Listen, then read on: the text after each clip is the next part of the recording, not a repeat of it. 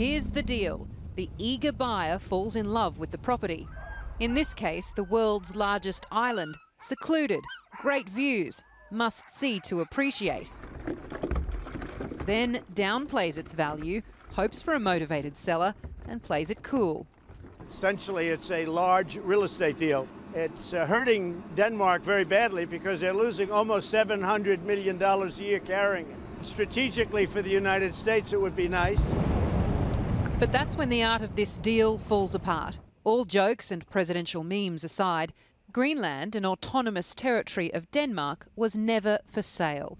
And once the Danish Prime Minister made that crystal clear to President Trump, calling the idea absurd, he retaliated by abruptly cancelling his upcoming state visit, tweeting, based on Prime Minister Mette Fredriksen's comments that she would have no interest in discussing the purchase of Greenland, I will be postponing our meeting scheduled in 2 weeks for another time. It is with regret and surprise that I received the news that President Trump has cancelled his state visit. I had been looking forward to the visit. Our preparations were well underway. It was an opportunity, I think, to celebrate Denmark's close relationship to US. On the streets of Copenhagen, a little less diplomacy. He's not stupid. I think it's good that he's not coming.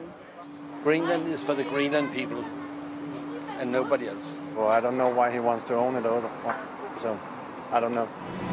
And here, flying with the American Air Force, one of our cameramen records the stark look of Greenland's icy mountains.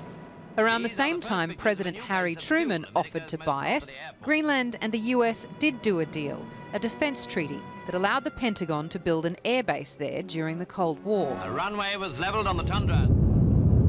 The base is still operating, but America's strategic interest has changed. Greenland boasts some of the world's largest deposits of rare earth minerals, which is a market China dominates. All they had to do is say, no, we'd rather not do that, or we'd rather not talk about it. Don't say what an absurd idea that is. You don't talk to the United States that way. Donald Trump's desire to buy Greenland had already insulted, but snubbing Denmark by scrapping a visit simply because he asked for something he could never get stings even more, offending a kingdom as it prepared to host him, and will now welcome another US president, Barack Obama, who's planning a visit at the end of next month.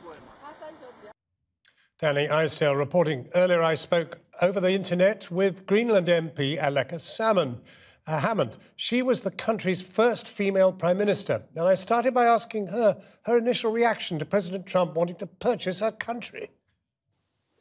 First of all, I was thinking, like, this must be sort of like a joke somewhere. I was not thinking that it could be right. But, I mean, he clearly recognises that Greenland has enormous value, has many minerals and all the rest of it. Do you think he was serious? Yes, even though it sounds as if it's a joke, still I was thinking, like, this is his style. And I think that he's serious. And Mr. President doesn't really have much of doesn't use diplomatic words in all regards, I think. So I have to take him serious. And also at the same time, I think that the US policy on Arctic is really put on a new level. And I think that wanting to buy Greenland really means that the US presence in the Arctic on strategic matters is becoming even more important than it ever was before. But is it something you welcome, a US presence in the Arctic, particularly if it is near Greenland? US military is already in Greenland. One of the most important bases, that air bases on missile defense, is already in Greenland. And I think that they're going to upgrade it, and their military presence in Greenland is getting in another level than it did before. Now the North Pole being ice-free during summer within the 20 years from now. And also that the Russian side is also upgrading their own military presence in the Arctic. And the new Silk Road in the Northern Route is also changing the whole agenda on regards Arctic. You have this huge landmass, this very rich landmass. It is vulnerable, perhaps, to outsiders in a way that perhaps other countries are not. I think that this is not a question of the size of the country, and this is not a question of the few people that are in this. And I think it's very important, if you have to have this political discussion, debate about the Arctic, it's very important that you recognize the democratic bodies that these Arctic peoples have. Now, as you know, Mr. Trump has postponed his visit to Denmark.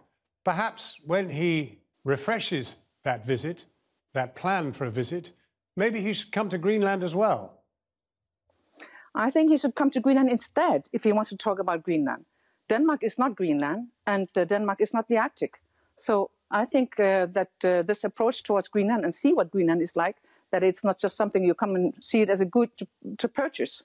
And I think that Greenland is willing to have a close cooperation with American presence, because the American presence today doesn't really benefit the Greenlanders. And I think also that we have good opportunity to find a good mutual platform for a greater cooperation between the US and Greenland. Former Prime Minister Aleqa Hammond, thank you very much indeed for talking to us. You're welcome.